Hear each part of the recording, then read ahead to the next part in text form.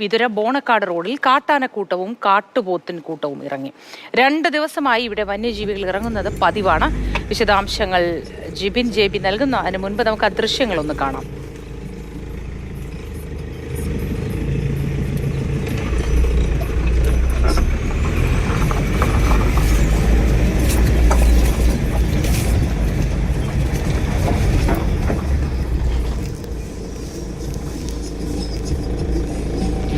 Jibin JB ചേരുന്നുണ്ട്. Jibin, good morning.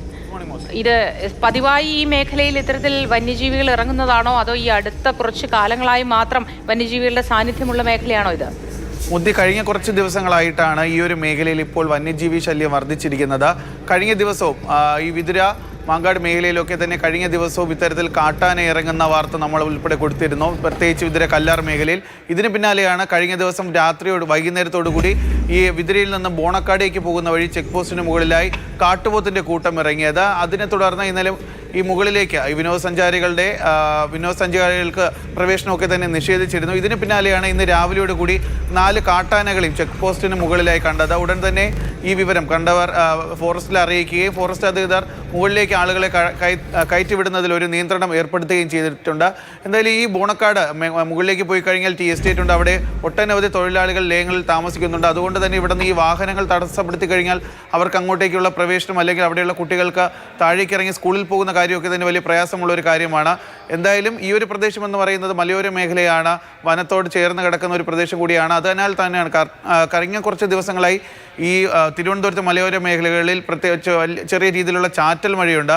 അതിനാലാണ് ഈ വന്യമൃഗങ്ങൾ റോഡിലേക്കൊക്കെ തന്നെ ഇറങ്ങുന്നത് എന്നാണ് നമുക്ക് അറിയാൻ സാധിക്കും. എന്തായാലും ഈ കഴിഞ്ഞ കുറച്ച് ദിവസങ്ങളായി ഇപ്പോൾ തിരുവനന്തപുരത്തെ ഈ മലയോര മേഖലയിൽ പ്രത്യേകിച്ച് വിതുര പാലോട് റേഞ്ചിലെ കീഴിലുള്ള സ്ഥലങ്ങളിൽ കാട്ടാനയുടെയും പന്നിയുടെയും കാട്ടുപോത്തിൻ്റെയൊക്കെ ശല്യം വലിയ രീതിയിൽ വർദ്ധിച്ചു വരികയാണ്. മോത്തി, ജിബിന്റെ വീട് ആ ഭാഗത്താണെന്നാണ് ഞാൻ മനസ്സിലാക്കുന്നത്, ഈ പാലോട് ഏരിയയിലല്ലേ? അപ്പോൾ ആ ഭാഗങ്ങളിലുമൊക്കെ ഇത്തരത്തിൽ കൃഷിനാശവും ഒക്കെ ഉണ്ടാവുന്നുണ്ടോ പതിവായിട്ട്? മോത്തി, കഴിഞ്ഞ ദിവസം നമ്മൾ വാർത്ത ചെയ്തതുപോലെ തന്നെ വിതുര കല്ലാർ മേഖലയിൽ കാട്ടാന ഇറങ്ങി വലിയ രീതിയിലുള്ള കൃഷിയൊക്കെ തന്നെ നശിപ്പിച്ചിരുന്നു. എൻ്റെ വീടെന്ന് പറയുന്നത് തിരുവനന്തപുരത്ത് ഈ പാലോട് തന്നെ ഇളവട്ടം എന്ന് പറയുന്ന മേഖലയിലാണ്. അവിടെയും വലിയ രീതിയിലുള്ള ഈ വന്യമൃഗ ശല്യങ്ങളുണ്ട്, പ്രത്യേകിച്ച് കാട്ടുപന്നിയുടെയും അതുപോലെ ഇപ്പോൾ പെരുമ്പാമ്പിൻ്റെ ശല്യമാണ് വർദ്ധിച്ചുകൊണ്ടിരിക്കുന്നത്. ഏകദേശം ഒരാഴ്ച മുൻപ് RRT സംഘത്തിൻ്റെ നേതൃത്വത്തിൽ ഈ പ്രദേശത്ത് നിന്ന് ഏകദേശം 45 കിലോയോളം തൂക്കമുള്ള ഒരു പെരുമ്പാമ്പിനെ പിടികൂടുന്ന ഒരു സാഹചര്യമുണ്ടായി. ഈ ഏറ്റവും ജനങ്ങൾ പരിഭ്രാന്തിയിലാകുന്ന പ്രധാന കാര്യമെന്ന് പറയുന്നത് തിരുവനന്തപുരത്തിൻ്റെ പല മേഖലകളിൽ നിന്ന് ഇത്തരത്തിൽ പിടികൂടുന്ന വന്യമൃഗങ്ങളെ തിരികെ കൊണ്ട് ഉപേക്ഷിക്കുന്നത് ഈ പാലോട് ഫോറസ്റ്റ് റേഞ്ചിന് കീഴിലാണ്. അവിടെ സമീപത്തായി ജനവാസ മേഖലകളുണ്ട്. അതാണ് ഈ ജനങ്ങളെ ഏറ്റവും അധികം ആശങ്കയിലാഴ്ത്തുന്നത്. പ്രത്യേകിച്ച് ഈ വലിയ രീതിയിൽ വലിയ വന്യമൃഗങ്ങളെ എവിടെ നിന്നെങ്കിലും കാട്ടുപോത്ത് ഉൾപ്പെടെയുള്ളവയെ പിടികൂടി കഴിഞ്ഞാൽ നേരിക്കൊണ്ടുവന്ന് ഉപേക്ഷിക്കുന്നത് പേപ്പാറ ഫോറസ്റ്റിനകത്താണ്. അതും വലിയ രീതിയിലുള്ള ഒരു ആശങ്കയാണ് ഇപ്പോൾ ജനങ്ങളിൽ ഉയർത്തിക്കൊണ്ടിരിക്കുന്നത്. മോത്തി, ശരി ജിബിൻ, ഏതായാലും വലിയ തോതിൽ ജനവാസമുള്ള മേഖലയാണ്, അവിടെയാണ് ഇത്തരത്തിൽ കാട്ടുമൃഗങ്ങൾ ഇറങ്ങുന്നത്.